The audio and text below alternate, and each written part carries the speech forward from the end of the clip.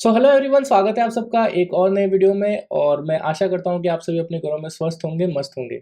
मेरी आज थोड़ी सी तबीयत ठीक नहीं है, तो अगर आपको आज की वीडियो में एनर्जी थोड़ी सी कम लगे तो उसके लिए माफ़ी चाहता हूं। देखिए दोस्तों, बहुत टाइम से मैं ये चीज़ नोटिस कर रहा हूँ कि सोशल मीडिया में आजकल एक ट्रेंड बना हुआ है रोस्टिंग का।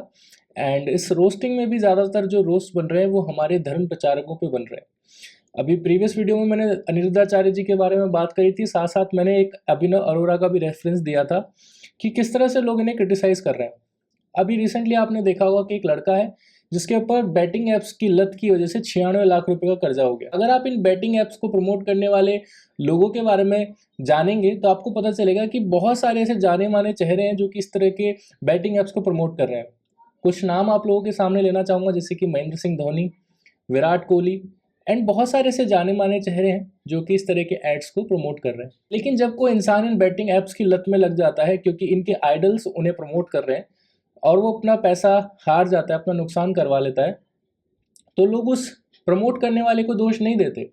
दोष देते हैं कि भाई तुमने खेला, तुम हार गए, तुम्हारी गलती है, और वो सारा दोष है उस लड़के पे मढ़ दिया जाता है। लेकिन जब कोई धर्म प्रचारक हमारे धर्म के बारे में प्रचार प्रसार करने की कोशिश करता है तो लोग उसे बिजनेसमैन या ढोंगी बाबा या बहुत सारे ऐसे नामों की उपाधि दे देते हैं। वही लोग जिनको बैटिंग ऐप्स को प्रमोट करने से या किसी जुए को प्रमोट करने से, शराब प्रमोट करने से, बहुत ज़्यादा अडल्ट कंटेंट को प्रमोट करने से कहीं पर प्रॉब्लम नहीं होती है।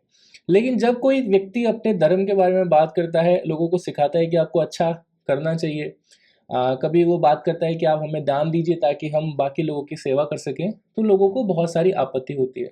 मैं ये नहीं कहता दोस्तों कि सारे ही धर्म प्रचारक इनोसेंट हैं या सभी जेन्युइनली लोगों की सेवा करना चाहते हैं। बहुत सारे ऐसे ढोंगी बाबा भी हैं। आज ही मैं रिसेंटली एक बाबा की वीडियो देख रहा था जिनका नाम है बोतल बाबा। अब कहाँ दर्द हो रहा है? बीच में। आप बताना, आप बताएं। तो बोतल बाबा बोलूं या डिश डिश बाबा बोलूं, इनका एक वीडियो है, आप साइड में देखिएगा। तो वो बाबा जी क्लेम करते हैं कि ये अगर किसी को कहीं भी दर्द है तो अगर उस इंसान की बाबा जी से बात भी कर दी जाए तो बाबा जी इतने ज़्यादा पावरफुल हैं, इतने ज़्यादा सिद्ध हैं कि स्पीकर से उसका दर्द खींच लेंगे। तो दो लड़कियों को इनके सामने लाया गया कि बाबा जी, एक के सिर में दर्द है और एक के हाथ में सूजन है, आप कृपया करके इनका दर्द गायब कर दीजिए। तो बाबा जी अपनी साधना का इस्तेमाल करते हैं और ढिश ढिश करते हैं। मुझे दर्द हो रहा है। बिल्कुल नहीं हो रहा, मैं प्रमाण देकर कहता हूँ, मशीन लगा ली जाए। लड़की कहती है कि मेरा दर्द गायब नहीं हुआ, मुझे तो अभी तक सेम दर्द हो रहा है। बाबा कहते हैं नहीं, आपका दर्द गायब हो चुका है और चाहे तो आप मशीन लगवा लें। अब बाबा इतने भी बेवकूफ़ नहीं है, बाबा को अच्छे से पता है कि सर दर्द बताने वाली तो कोई मशीन है ही नहीं। लेकिन बाबा अपनी बात पर अड़े रहते हैं कि इसका दर्द गायब हो चुका है एंड मैं सही हूँ। कहीं भी दर्द नहीं हो रहा है। पर हो रहा है। नहीं हो रहा बेटा, हो रहा है, मुझे वॉमिटिंग फीलिंग भी हो रही है। फिर एक और लड़की को बुलाया जाता है और पूछा जाता है कि भाई आपको कहाँ दर्द है, तो उस लड़की के सर्वाइकल पेन होता है, लेकिन उसके जो रिस्ट है उसमें उसको स्वेलिंग आ रही होती है। तो वहाँ पे डॉक्टर्स भी बैठे होते हैं। डॉक्टर्स से पूछा जाता है कि भाई आपके पास इसका कोई इलाज है, तो डॉक्टर्स कहते हैं हम पहले एमआरआई करवाएंगे, उसके बाद हम बता पाएंगे क्या इशू है।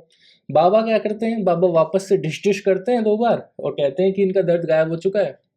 लेकिन लड़की के हाथ में स्वेलिंग थी, तो बाबा जी कहते हैं स्वेलिंग तो अब बाद में चली जाएगी जब मैं अभिमंत्रित जल इसको दूंगा। बाबा अपने ही करे हुए दावों में फेल हो जाते हैं और नेशनल टीवी पे उनका मजाक बन जाता है।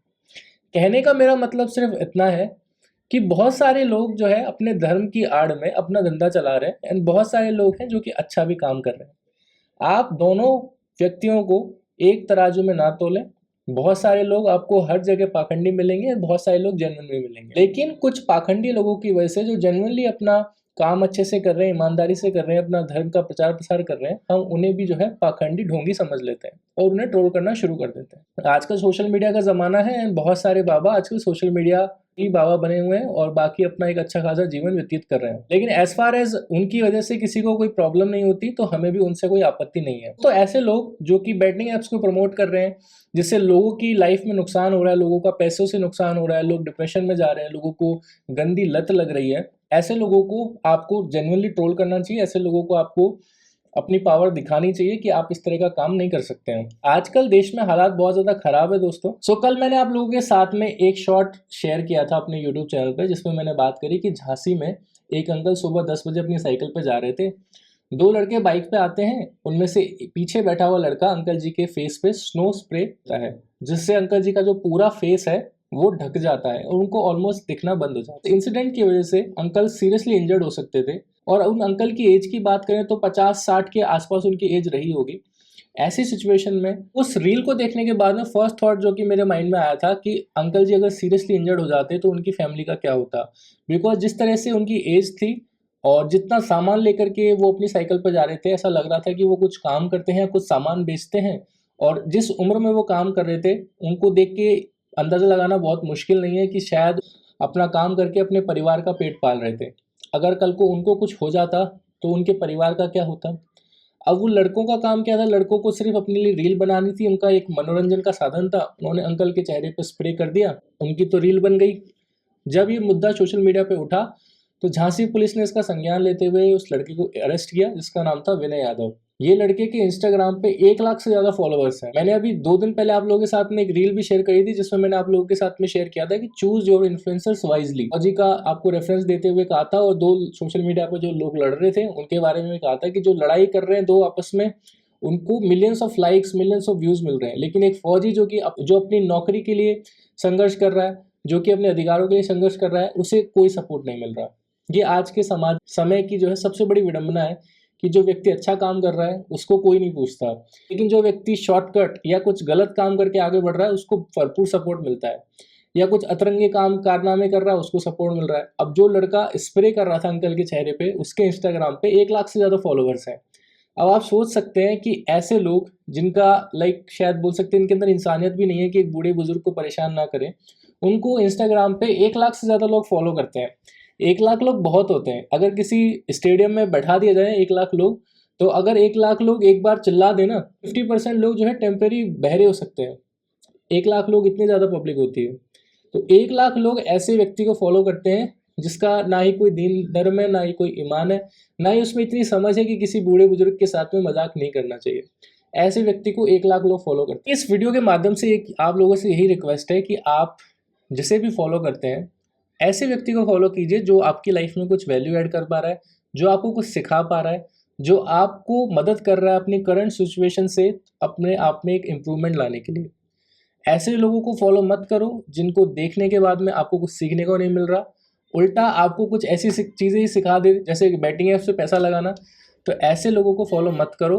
बहुत ज़रूरी है आज के डेट में कि आप जिसे भी फॉलो कर रहे हैं वो आपके फॉलो करने के लिए वर्थ इट है या नहीं है।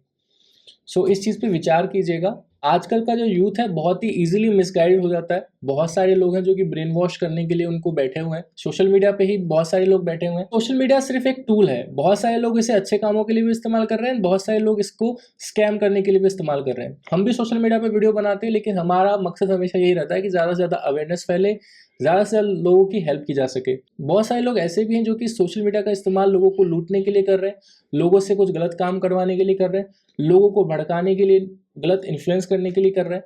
तो ये आपकी रिस्पॉन्सिबिलिटी बनती है कि आप जिसे भी फॉलो कर रहे हैं, क्या वो आपके फॉलो करने लायक है या नहीं, क्या आपको उसको फॉलो करने से कुछ आपकी लाइफ में वैल्यू ऐड हो रही है नहीं। सिर्फ चीप एंटरटेनमेंट पाने के लिए ऐसे लोगों को फॉलो मत करो कि आज आप जो देख रहे हैं वही आपका फ्यूचर भी बन सकता है। अगर आप अच्छी चीज़ें देखेंगे, अच्छे लोगों को सुनेंगे, आपका फ्यूचर भी उसी तरह का होगा। बिकॉज अगर आप किसी अच्छे व्यक्ति को सुनते हैं तो आप उससे कुछ अच्छी चीज़ें ग्रहण करते हैं और उसे अपनी लाइफ में इम्प्लीमेंट करते हैं। लेकिन अगर आप किसी क्रिमिनल को सुन रहे हैं, किसी चोर उचक्के को सुन रहे हैं, किसी स्कैमर को सुन रहे हैं, तो आपकी सोच भी वैसी ही हो जाएगी। ये माइंड का गेम है दोस्तों। जो आप सुनते हैं, जो आप रोजाना देखते हैं अपनी दिनचर्या में, वही आप सीखते हैं और वही फिर आप अपनी लाइफ में इम्प्लीमेंट करते हैं। जब बच्चा माँ के पेट में होता है तो माँ को कहा जाता है कि आप अच्छी अच्छी बुक्स पढ़िए, आप फालतू की लड़ाई झगड़ों से दूर रहिए, खुश रहने की कोशिश कीजिए। वो क्यों कहा जाता है? क्योंकि जो माँ कर रही होती है उस समय वही बच्चे की पर्सनैलिटी बनती है। एक बच्चा 90% चीजें अपने 4 साल की एज में ही सीख लेता है। जन्म से लेकर 4 साल तक की एज में ही बच्चे का 90% ब्रेन डेवलप हो जाता है। यानी कि वो लाइफ में आगे क्या करेगा, क्या सीखेगा, वो 90% जो चीजें हैं वो उसके 1 से 4 साल की एज में ही डिसाइड हो जाता है। तो आप अगर अपने बच्चों को आज से ही अच्छी चीजों को दिखाएंगे, अच्छी चीजों की आदत डालेंगे, तो वो अच्छी चीजें ही अडेप्ट करेंगे और वो इतनी जल्दी किसी के बहकावे में आके उनका ब्रेन वॉश नहीं होगा। लेकिन अगर आप अपने बच्चों को अच्छे संस्कार नहीं दोगे स्टार्टिंग में, तो वो लोग फिर ऐसे ही चीज़ें करेंगे जो कि शायद आप भी रिग्रेट करोगे बाद में कि हमें उस टाइम ध्यान देना चाहिए था। तो इस वीडियो को यहीं पे एंड करते हैं दोस्तों, और ध्यान दीजिएगा कि आप जिसे भी फॉलो कर रहे हैं क्या वो सही है या नहीं।